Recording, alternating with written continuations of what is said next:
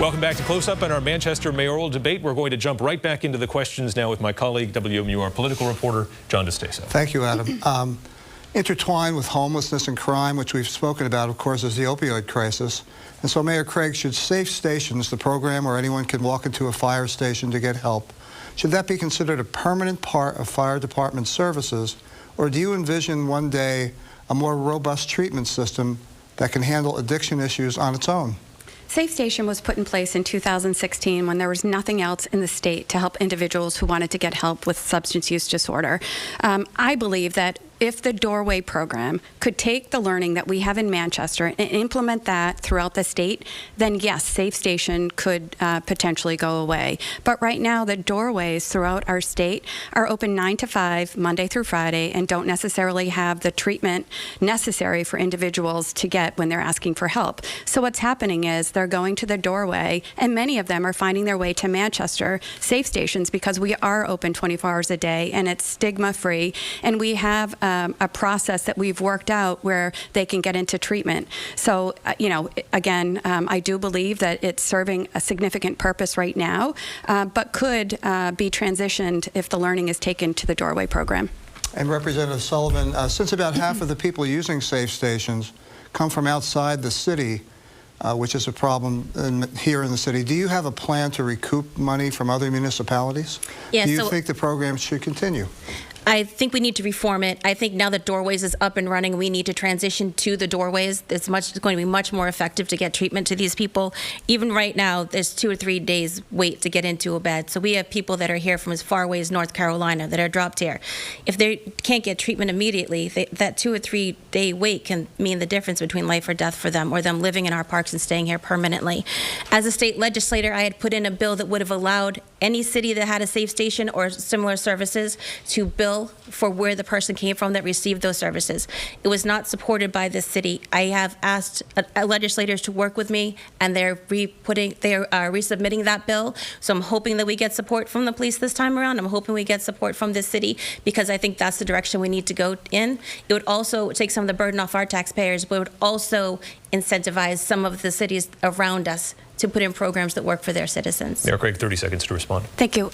We actually don't need that bill because currently communities can bill each other, and that bill did not make it mandatory to pay once you receive a bill. And secondly, included in that bill was basically doing away with drug take-back, which is one of the most important things that communities can do to ensure that prescription drugs that are not in use are taken off the street. The Hospital Association was against it. The Chief of Police were against it. And I held meetings at City Hall with legislatures, and the representative did not go and share this bill with us. Okay. Representative Sullivan. Thank you. I must have not received the invitation somehow. So with the weight of law behind being able to bill, you're more likely to actually get the towns to actually pay for the bills. And I will say that that is completely incorrect. Not only did it support the current drug take-back programs, but right in the legislation, it said that it is imperative to get these drugs out of our homes, out of our streets. Kids are taking pills from the cabinet, mixing them together, having what's called Skittles parties, and taking their chances of taking whatever is in front of them. So the bill actually allowed for more drug take-back more frequently. The Hospital Association was against it. The Chief of the Police from Bedford spoke out against it. That was for a reason. It's because drug take-back was in jeopardy. Okay, we're going to keep moving here to economic development and commuter rail. Ms. Sullivan, Representative Sullivan, sorry, I've got the wrong thing noted here. That's good. And Mrs., yeah. The state is moving forward with federal funds to study the expansion of commuter rail. As a person who was against commuter rail expansion at the state level, would you still advocate that Manchester should be the destination if commuter rail comes into being? No, we've studied it and studied it and studied it, and I can't tell you how many dollars that we've spent studying this. And people reached out to me after the last debate, because it did come up, and reached out to me and told me that even though there would be some private money, the state would still have to subsidize the yearly keep-up, which is about $10 or $11 million. When I speak to businesses, the study that says that people want this, it was about 700 people, and what resulted was 0.1% would actually be using the commuter rail. But when I speak to businesses, we don't have a problem with rush hour coming into this city. We have a problem with people leaving in the morning, and they don't want to make it easier for people to commute from here to Boston, where they have better paying jobs. Mayor Craig, opponents of rail contend it will be a fiscal disaster. How can you guarantee that Manchester taxpayers won't be left on the hook to subsidize this? Well, If we get rail to Manchester, which our business community in downtown and the Mill Yard is asking for, as our residents are, we can work through what we need to do. The bill that was passed in Concord is not utilizing taxpayer dollars to research this. It's using tax credits. So why wouldn't we look into this to ensure that we are not missing a huge opportunity? Because if we brought rail to Manchester and beyond, it would bring jobs and it would bring significant economic development into that rail corridor. And I, as mayor, am working with the business community who have proactively stepped up and said we would participate financially. So if we were to get rail, I would work on public-private partnerships to ensure that it was a fiscally responsible opportunity to our city. Representative Sullivan, 30 seconds. Sure. So we know that Boston pays better. We know that our millennials that are moving here, which is one of the reasons our rents are high, are working in Boston. It's not going to bring more jobs here. We have employers here that can't fill the jobs because we have people leaving to go to Boston. We need to look at transportation north of the city. If we could look at the bus routes that come from Concord and the little towns around there to bring those people down to work in our city, I think that's a better investment. I don't think we need to study it. I think it's pretty cut and dry. I think that's the way that we should go if we want to get employees here. Mayor Craig, 30 seconds. Sure. Millennials are asking for this. They don't want to take a bus and they don't want to drive a car. They want to travel via rail. And we hear time and time again from businesses, the tech companies in our Mill Yard, that they cannot find the employees and that they've actually gone into Massachusetts to try to pull people back. But the obstacle is that there's no rail for people to get here. So it's imperative to represent and support our businesses and to ensure that millennials are coming here and that businesses have individuals to fill the jobs. Thank you, Mayor Craig. Next question from John DeStaso. Yes, on taxes. Mrs. Sullivan, the city tax rate has gone up and down since 2014. In 2018, it was slightly higher than the previous year. Are taxes in the city too high? And if so, will you pledge to enforce the tax cap on the next budget? I absolutely pledge to enforce the tax cap throughout my tenure as mayor.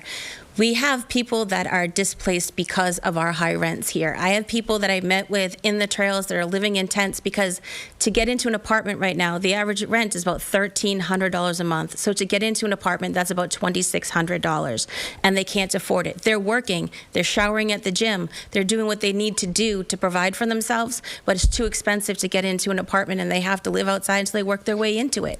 So when we override the tax cap, it hurts our most vulnerable. It hurts our people living on fixed incomes like our elderly, and it hurts the people that are living in our apartments, living paycheck to paycheck and just trying to get by. Every time we raise the tax cap, the property taxes go up, obviously, and then that will translate into higher rents because the owners of those buildings aren't going to eat that cost. And Mayor, when you campaigned in 2017, you said you'd respect the tax cap. But this year you did not veto the budget that broke the cap. Why was that? I didn't veto it because there were 10 aldermen that put forward a budget, an alternate budget. And when there are 10 votes, the budget is veto-proof. And I just want to talk about a few things. And I will continue as mayor to propose a budget like I did for the last 2 years that meets the tax cap. But I have also at the same time looked at other opportunities to fund things. So for example, the $10.5 million that's coming into the schools, working with Manchester Proud and working with them, and they've raised $500,000 to put a strategic plan in place. And I think it's important to note, based on some of the things that Ms. Sullivan said, she had an opportunity as a state representative to help the city of Manchester, but her votes have downshifted costs to the city, and we, the local taxpayers, have had to pick up for those. So there was an opportunity with HB 413, $4 million tax relief to the city of Manchester. She voted against. And then from a high rent perspective, SB 533, affordable housing, she voted for that. Mayor Craig, that's time. Representative Sullivan, 30 seconds. Okay, so in my tenure, I voted on over 4,000 bills, and I never voted against the city. There was a bill, I think, that might be being referred to that would actually have eliminated, made the state pay for some percentage of the pension costs, but every time the legislature changes, we will be shifting that back and forth. It isn't fair to the taxpayers. They need to know what they're responsible for, what they need to pay, and it isn't fair to the people that we owe those pensions to. Representative, it's about time. Just for the tax cap. What you presented was a basis, and you were clear and said that it was a basis for the budget, but you praised Dan O'Neill for busting the tax cap. And sometimes, even if you don't think you have the votes to veto it, you have to stand up against your party and make a statement for the taxpayers. Sure. just getting back to the budget, the aldermen worked hard, and it took courage to do what they did. And they put forward a budget that allowed us now to hire additional police officers. It put money in there to address contract issues for teachers. And so, you know, I, as mayor, will present a budget that meets the tax cap, and I will always look for additional funding for relief on our taxpayers. Mayor Craig, Representative Sullivan, thank you so much for that debate. We're out of time for this portion. We're going to come back, though, with closing statements. Stay with us for that portion of the debate after this.